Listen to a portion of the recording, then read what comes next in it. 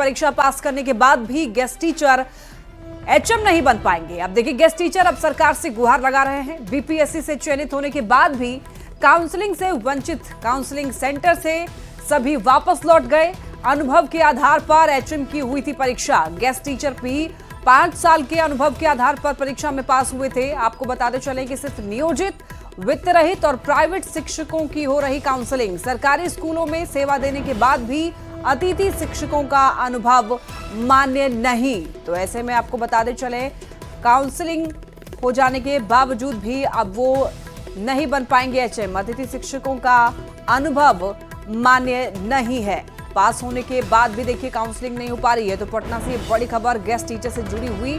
Guest teacher 5 साल के अनुभव के आधार पर देखिए परीक्षा में पास हुए थे, लेकिन सिर्फ नियोजित, वित्त रहित और प्राइवेट शिक्षकों की काउंसलिंग हो रही है। सरकारी स्कूलों में सेवा देने के बाद भी अतिथि शिक्षकों का अनुभव जो है वह मान्य नहीं है। तो आपको बताते चले कि बीपीएससी से चयनित होने के बाद भी काउंसलिंग से वंचित, काउंसलिंग सेंटर से सभी लौटे वापस। अनुभव के आधार पर एचएम की हुई थी परीक्षा।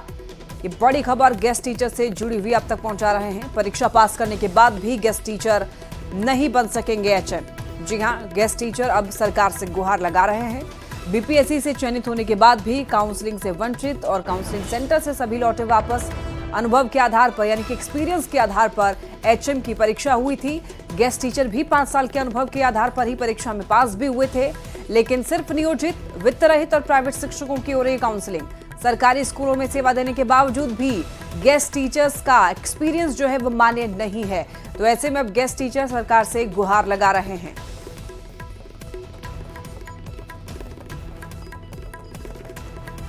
तो देखिए, गेस्ट टीचर्स का जो एक्सपीरियंस लेवल है वो मान्य नहीं है, यानी कि उनके एक्सपीरियंस की कोई वैल्यू नहीं होगी। अब ऐसे में गेस्ट टीचर सरकार से गुहार लगा रहे हैं कि उनके एक्सपीरियंस को, उनका जो अनुभव है उसको मान्यता दिया जाए।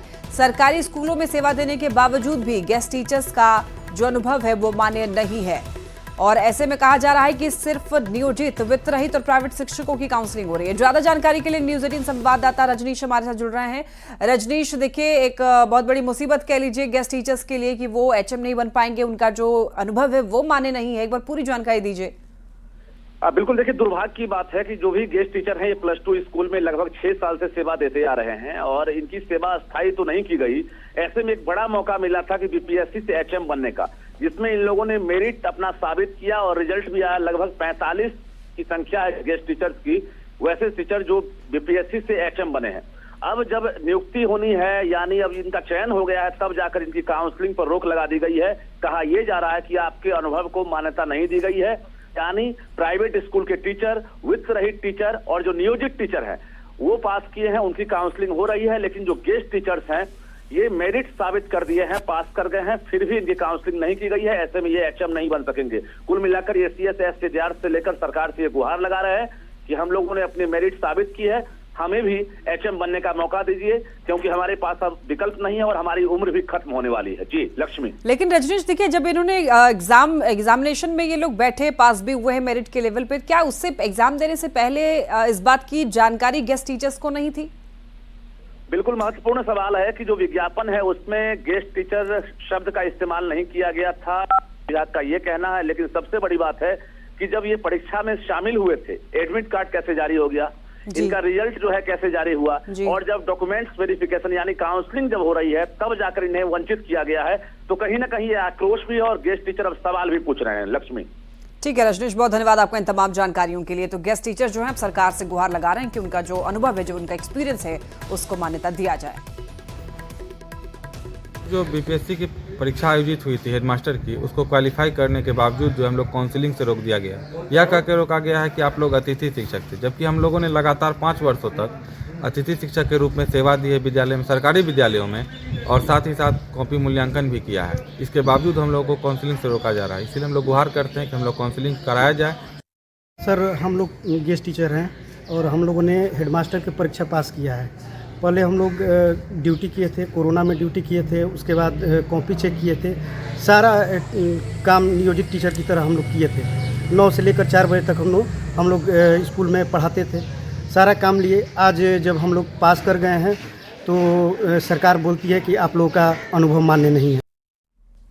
कुवैत ने द्विपक्षीय संबंधों को मजबूत करने के प्रयासों के लिए प्रधानमंत्री नरेंद्र मोदी को अपना सर्वोच्च सम्मान द ऑर्डर ऑफ मुबारक अल कबीर से सम्मानित किया। ये किसी देश द्वारा पीएम मोदी को दिया गया 20वां अंतर्राष्ट्रीय सम्मान है। मुबारक अल कबीर का आदेश कुवैत का नाइटहुड आदेश है। ये आदेश मित्रता के संकेत के रूप में राष्ट्राध्यक्षों और विदेशी संप्रभुओं और विदेशी शाही परिवारों के सदस्यों को प्रदान किया जाता है। इससे पहले देखिए सम्मानित किए गए नेताओं में बिल क्लिंटन, प्रिंस चार्ल्स और जॉर्ज बुश शामिल हैं। और अब बात करते हैं बिहार की, तो अगले साल देखिए बिहार में होने वाले विधानसभा चुनाव को लेकर के बीजेपी एक्शन मोड में आ चुकी है। हरियाणा के सूरजकुंड में बिहार बीजेपी के कोर कमेटी की 2 दिवसीय बैठक हो रही है। बैठक में बीजेपी बिहार कोर कमेटी के सभी 31 सदस्य इसमें शामिल हुए। और देखिए शनिवार को केंद्रीय गृह राज्य मंत्री नित्यानंद राय के दिल्ली स्थित आवास पर सभी नेता जुटे थे और जिसमें कोर कमेटी की होने वाली बैठक का एजेंडा तय किया गया था। और बिहार बीजेपी कोर कमेटी की बैठक में विधानसभा चुनाव से पहले का एजेंडा तय हो सकता है। विपक्ष को जवाब देने और एनडीए के घटक दलों के साथ मिलकर चुनाव लड़ने की रणनीति पर भी चर्चा होगी। इसके बता दें साथ ही इसके साथ ही राज्य में चल रहे संगठनों चुनावों को लेकर के भी सीनियर नेता मार्गदर्शन देंगे। जायजा लिया न्यूज 18 संवाददाता रितेश सिंह ने। बिहार बीजेपी कोर ग्रुप की बैठक यहां पर हरियाणा के फरीदाबाद के सूरजकुंड में हो रही है। 2 दिन तक महामंथन होने वाला है। बैठक की शुरुआत हो गई है यहां पर फरीदाबाद के सूरजकुंड में और इसी जगह पर बिहार बीजेपी के तमाम वरिष्ठ नेता यहां पर पहुंचे हुए हैं, जहां पर प्रभारी विनोद तावड़े भी होंगे और साथ में संगठन महामंत्री जो राष्ट्रीय संगठन महामंत्री हैं बीएल संतोष, वो भी इस बैठक में शिरकत करने वाले हैं। तो निश्चित रूप से बीजेपी लगातार बिहार विधानसभा चुनाव को लेकर के अपनी तैयारी में जुट गई है। अगले साल के आखिर में बिहार में विधानसभा चुनाव होने हैं, अभी काफी वक्त है, लेकिन बीजेपी की तैयारी को देखिए, अभी से ही प्लानिंग में जुट गई है, स्ट्रेटजी बनाने में जुट गई है। और इसी कड़ी में बिहार के तमाम वरिष्ठ नेता यहाँ पर पहुंचे हुए हैं और यहाँ पर 2 दिनों तक लगातार मंथन होगा। इसके पहले कल रात गृह राज्य मंत्री नित्यानंद राय के दिल्ली स्थित आवास पर बैठक हुई, जिसमें प्रमुख नेता शामिल हुए। उसमें एजेंडा तय हुआ किस तरह से आगे बढ़ना है। तो बिहार बीजेपी कोर ग्रुप के जितने भी यहाँ पर नेता हैं, जितने भी सदस्य हैं, सबकी तरफ से सुझाव मांगा जाएगा। सब अलग अलग सुझाव अपना देंगे और उसमें एक साथ कंपाइल करके उसमें बेहतर सुझाव को लेकर के पार्टी आगे बढ़ेगी और आगे बढ़ते हुए अपनी रणनीति को अंतिम धार देगी। और ये जो बैठक होगी, इस बैठक में बिहार विधानसभा चुनाव को लेकर के रणनीति को अंतिम रूप दिया जाना है और यही वजह है कि यहाँ पर सूरजकुंड में यहाँ पर बैठक आयोजित की जा रही है। कैमरामैन अप्पू पाठक के साथ अमितेश सिंह, सूरजकुंड, फरीदाबाद। बिहार के डिप्टी सीएम सम्राट चौधरी ने कहा है कि नेतृत्व को लेकर के एनडीए में कोई भ्रम की स्थिति नहीं है। उन्होंने साल 2025 में नीतीश कुमार के नेतृत्व में बिहार में चुनाव लड़ने की बात कही है। सम्राट चौधरी ने यह भी कहा कि 2020 में भी यही हुआ था कि नीतीश कुमार मुख्यमंत्री बने थे और आगे भी वही रहेंगे।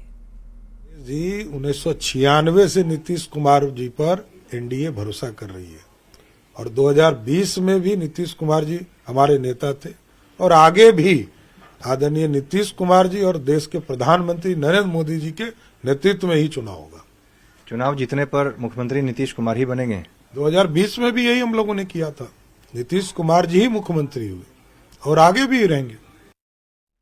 क्या मूर्ख